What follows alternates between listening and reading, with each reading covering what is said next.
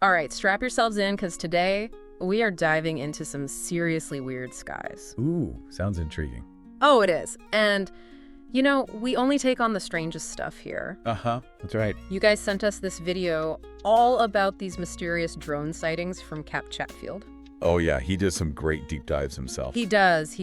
And, well, this one, it's about these drones, and it seems like these aren't your everyday, Amazon delivery drones. Right. We're talking huge numbers of them flying in crazy formations, doing things that have everyone baffled. Yeah, I saw that. Even officials are like, what is going on? Exactly. And get this, they were even buzzing around President Trump's property in Bedminster, New Jersey. No way! Yeah, he had to cancel a trip because of it. Seriously. Yeah, it's wild. So the big question is, what in the world is going on with all these drones? Wait, what is the deal? Well, let's start by getting a little deeper into this whole thing. Okay. Yeah. When you watch Chatfield's video, one of the things that really jumps out is just how big this is. Oh yeah, the scale of it is crazy. It's not just one or two isolated incidents, it's like a whole bunch of sightings all clustered together in New Jersey, and then even expanding out to places like Argentina. That's one of the things that I found most interesting. Really? Yeah, all the reports and the footage, it shows these things moving in ways that just don't seem possible for normal drones. Yeah, and they're not your typical, four-propeller drones either. Right. Witnesses describe them as being all orb-like, almost like glowing balls. I think I saw a picture. It is kind of creepy. Yeah, for sure. So let's zero in on those New Jersey sightings. Okay. Chatfield actually includes a bunch of first-hand accounts from folks who were seeing these drones night after night. Wow, every night. Yeah, and they describe them as being totally silent, dark, and flying in these really tight formations. Huh. That's spooky. Oh yeah, and it gets crazier. What else happened? Some residents were so frustrated they actually started shooting at these drones. Whoa, seriously? Yeah, Chatfield shows some news clips from back then, and you can tell that even the authorities were totally stumped. Wow, even they didn't know what to make of it. Nope, they had no clue. And this is where things get really interesting. Okay, I'm listening. Chatfield plays this clip of a Pentagon spokesperson actually addressing the whole drone thing. What'd they say?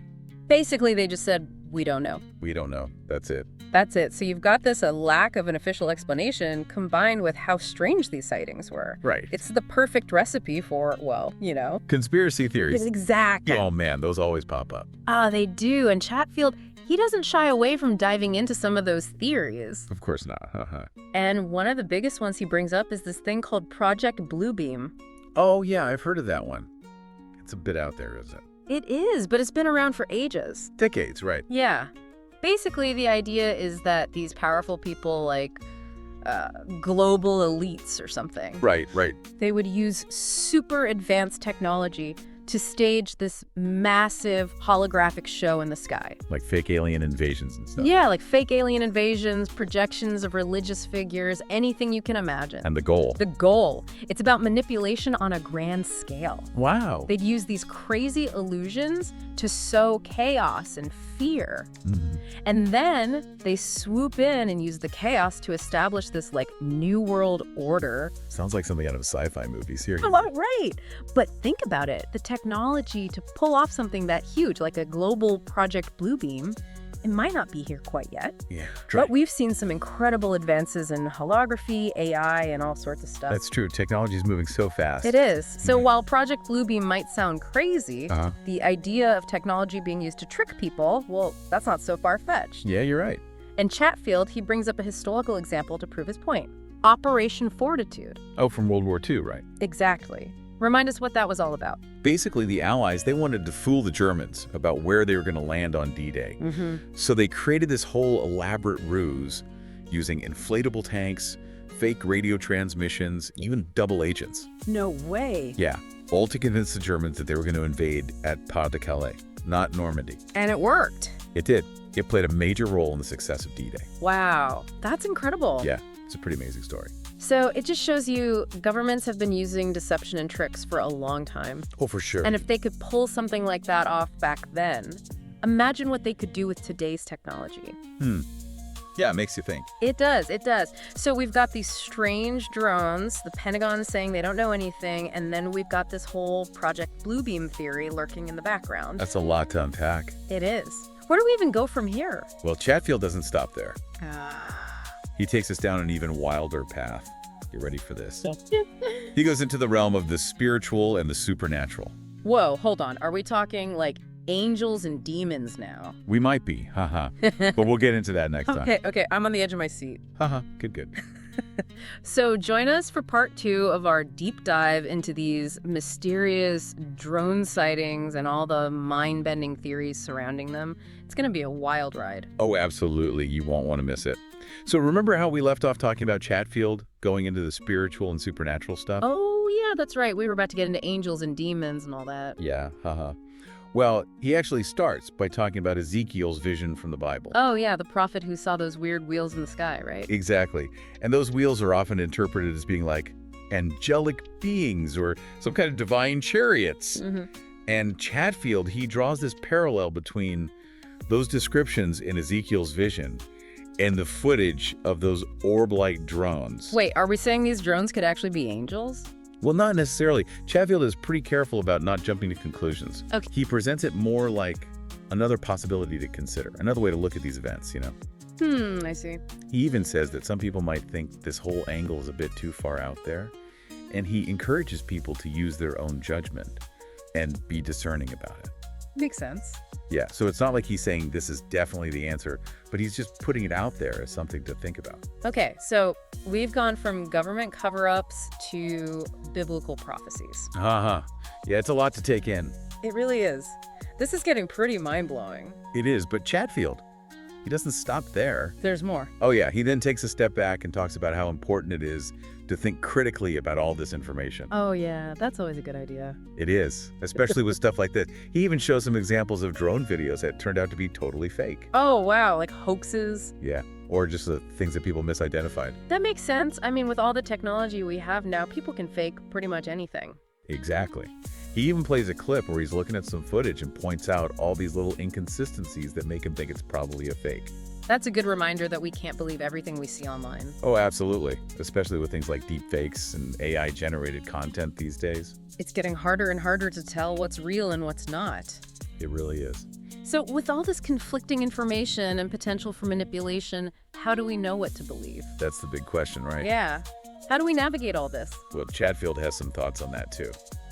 He encourages people to approach everything with a healthy dose of skepticism. Okay, so question everything, basically. Yeah, be critical of the information you come across and don't just blindly accept any one narrative, no matter where it's coming from. Makes sense. He even tells a story about how he got fooled by a fake drone video himself. Oh, really? Yeah, he highlights how important it is to not jump to conclusions and to admit when we're wrong. I like that he's willing to share his own mistakes. Yeah, it makes him seem more relatable and trustworthy. It does. So being skeptical is important, but it sounds like we also need to be careful not to become cynical and dismiss everything as a conspiracy. That's right. It's about finding that balance between healthy skepticism and open-mindedness. It's a tricky balance for sure. It is. And he talks about how important it is to find reliable sources of information too. Which is tough these days with all the echo chambers and information overload. Yeah, it can be really overwhelming. So what does he recommend? He says to look for sources that are transparent about where they get their information. Okay. Sources that cite their evidence and are willing to present different sides of the story. So basically, do your research, be critical, and don't just believe the first thing you see. That's a good way to sum it up. Okay, good advice. He even says to develop your own BS detector. Haha, I like that. Right. Be able to spot those red flags of misinformation and propaganda. It's like a superpower for the digital age. It really is. We need to be informed, but not overwhelmed. Skeptical, but not cynical. It's a tough balance. It is, and he knows it's a challenge. Especially with the constant stream of news and information coming at us all the time. Yeah, and the emotional pull of fear and uncertainty can make it even harder. So, what does he say we should do when we feel overwhelmed or unsure about what to believe? He emphasizes the importance of staying grounded in your values. Like what you believe in. Exactly. He talks about how having a strong sense of purpose, whether it comes from faith, family, community, or a personal code of ethics, Yeah, it can help you feel more stable and resilient when things are chaotic and uncertain around you. that makes sense. It's like having an anchor in a storm. Exactly. He says it's about focusing on what truly matters. Even when the world feels like it's going crazy. Exactly. He even suggests that these events, instead of freaking us out, could actually be a chance to think more deeply about our values and what we believe in. That's an interesting way to look at it. It is. And he connects this back to the drone sightings, saying that maybe they're not threats, but more like invitations. Invitations to what? To question our assumptions, to be more careful about what we believe, and to be more open to the mysteries of the universe. I see what he's saying. Yeah, it's about finding meaning in the midst of uncertainty. That's deep. Haha, it is. So instead of being afraid, he's saying we should be curious and use this as a chance to learn and grow. Exactly. He even brings up this idea from the Bible about testing and refinement. What does that mean? He's basically saying that these tough times, whether they're global events or personal struggles, they can help us grow stronger and more resilient in our faith, our wisdom, and our ability to bounce back from challenges. So instead of fearing the unknown, we should embrace it as an opportunity. Yeah, a chance to become better versions of ourselves. I like that. It's a much more empowering way to look at things. It is. And it's a perspective that challenges us to move beyond just being comfortable and to recognize that real growth often comes from facing difficult things. That's true. And that leads us to another important point that Chatfield makes: taking action. He says we shouldn't just sit around worrying about what might happen, but actually do something about it. What kind of action? He uses the drone sightings as an example. He says instead of freaking out about what they mean, we can use them as a reason to learn more about drones and the technology behind them. Yeah. He encourages people to talk about the ethical side of using drones and even to get involved in advocating for policies that promote transparency and accountability. So instead of being passive and letting fear control us, he's saying we should be active and try to make a difference. Exactly. And he doesn't just limit this to the drone issue. Oh, okay. He wants people to apply this to anything in their lives that they're concerned about. So take action and try to make things better. Yeah, use your voice, your skills, whatever you have to create positive change. That's a great message. And he even brings it back to his earlier points about spiritual growth and finding meaning in challenging times. He says these experiences can be opportunities to really step into our power, develop our resilience, and make a positive impact on the world. So instead of letting fear and uncertainty paralyze us, he's saying we should use them as fuel to make things better. Yeah, to become more than we were before. I really like that perspective. It's inspiring, isn't it? It is. It makes you feel like you can actually do something, even when things seem scary or out of control. Exactly. And he ends with this really powerful call to action. What does he say? He tells people to not just be passive observers, but to become active participants in shaping the future.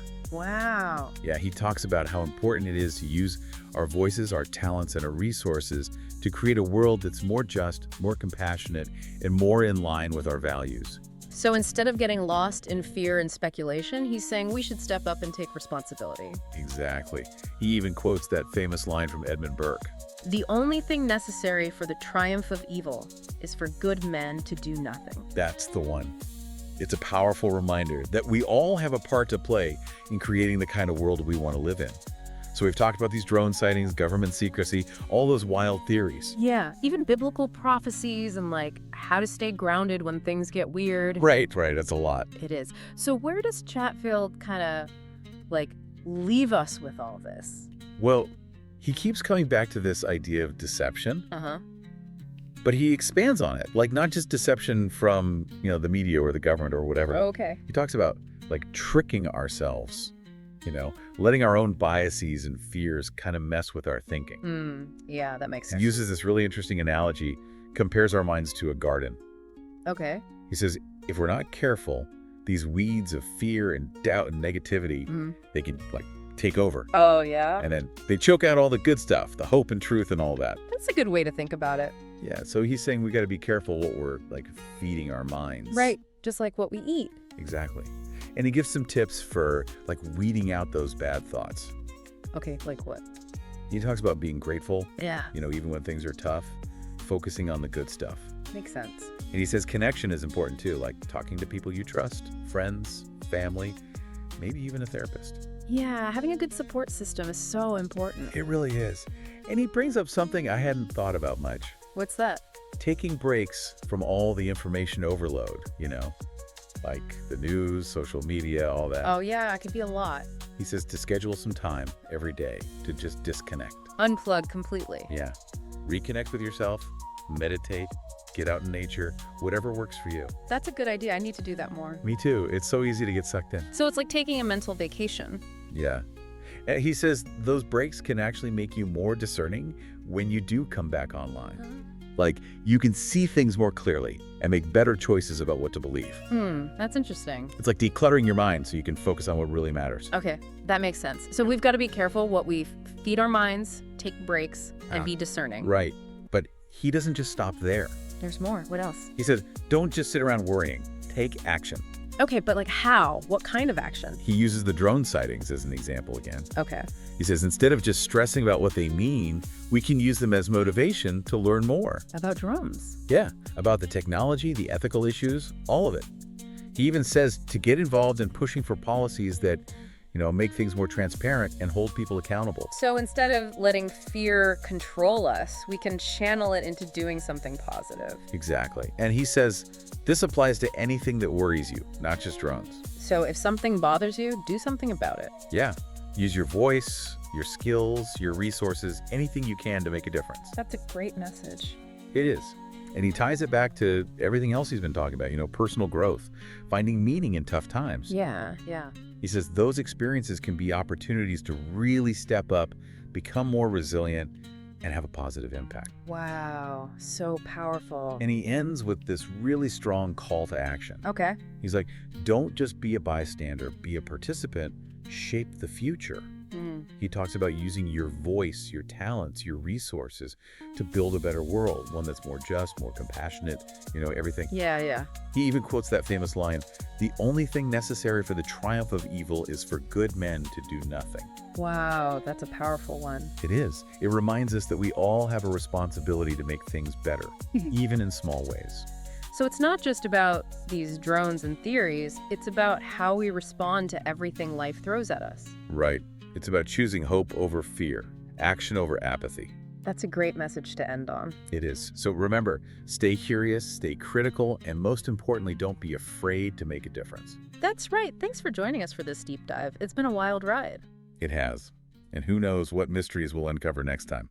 Until then, keep your eyes on the skies. You never know what you might see. Haha, that's right.